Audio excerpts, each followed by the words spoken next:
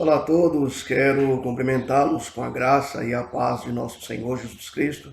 Eu gostaria de convidar você nesse dia a estar refletindo comigo no Evangelho de Lucas, capítulo de número 5, dos versículos de número 27 até o versículo de número 32, onde a palavra de Deus nos diz assim: passadas essas coisas, saindo, viu um publicano chamado Levi, assentado na coletoria, e disse-lhe: segue-me.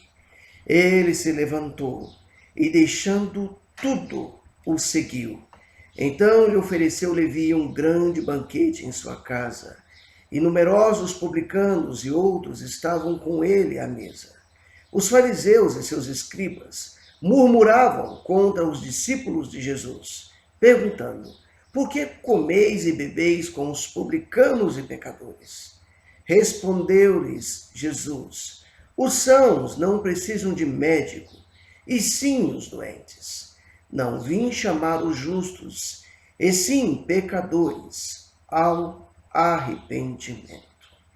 Refletiremos nesse dia a respeito do tema Jesus curando pessoas de uma doença terrível.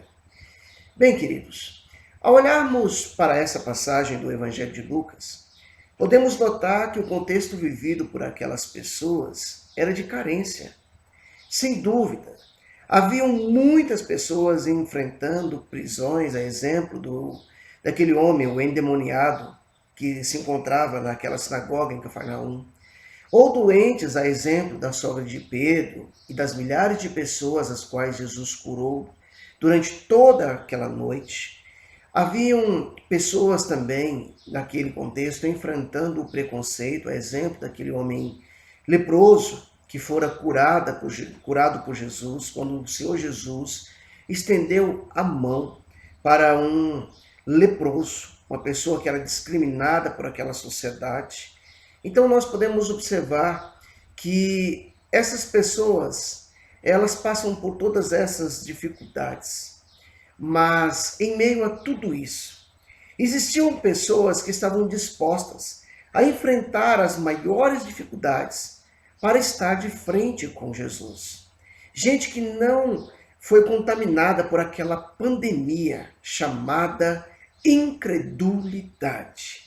Pessoas que sabiam que a sua fé falaria mais alto do que os seus pecados. Os amigos daquele paralítico mencionado por Lucas no capítulo 5, dos versos 18 a 26, eles não abrem a sua boca para pedir a Jesus que curasse o seu amigo. Mas eles fazem diante dos olhos de Jesus um dos mais nobres atos de intercessão por alguém, pois eles enfrentaram a multidão de forma estratégica. Tiraram algumas telhas daquele telhado e desceram um amigo com o seu leito diante dos olhos de Jesus. É importante notar que Jesus se mantinha focado na sua tríplice tarefa, e a tarefa tríplice de Jesus era anunciar o reino de Deus, ensinar nas sinagogas por onde ele passava e ensinar de forma individual e às multidões, como também curar.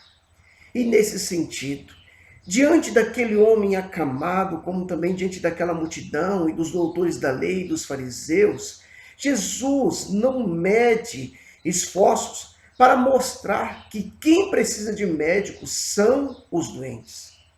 E a pior doença que uma pessoa pode ter, que uma pessoa pode possuir, chama-se pecado. Um maldito pecado que leva pecadores a questionar a Deus, o Deus Santo, o fato dele proferir o perdão. O pecado que é capaz de cegar as pessoas quanto aos seus próprios pecados e fazê-los ao mesmo tempo enxergar o pecado do outro. O pecado que é capaz de fazer com que pessoas se tornem tagarelas no sentido de acusar o outro. Mas Jesus, ele faz com que esses tagarelas, com que esses que acusam o outro, que abrem seus lábios para falar mal do outro, para estarem cegados contra seu próprio pecado, mas enxergar adiante o pecado do outro, Jesus é capaz de fazer com que essas pessoas se tornem sisudas diante do seu poder, do poder de libertação, do poder de cura que Jesus possui. E quando entendemos isso, é possível compreender, a exemplo de Levi, que é irresistível. O chamado de Jesus, quando Jesus passa pela coletoria, quando Jesus passa diante de mim, diante de você, quando Jesus se apresenta a mim, a você, independente de ser no trabalho, de ser na casa, de ser escutando uma mensagem, de assistindo uma mensagem, de ouvir alguém falando de Jesus, isso se torna irresistível. Isso é o que acontece com Levi, a ponto desse homem escrever nesse livro que leva seu nome, nome de Mateus, tudo o que esse homem pôde observar a respeito de Jesus. E eu e você, então, somos informados que é tamanho o contentamento de Mateus, que esse homem comemora agora a sua nova vida com Jesus. E Mateus, ou Levi, esse homem está tão feliz, tão contente, que ele quer compartilhar com outras pessoas que ele estava sendo curado da pior doença, da pior enfermidade. Os pecados daquele homem são perdoados. E ele convida outras pessoas, ele se torna um evangelista em potencial para apresentar Jesus para outras pessoas.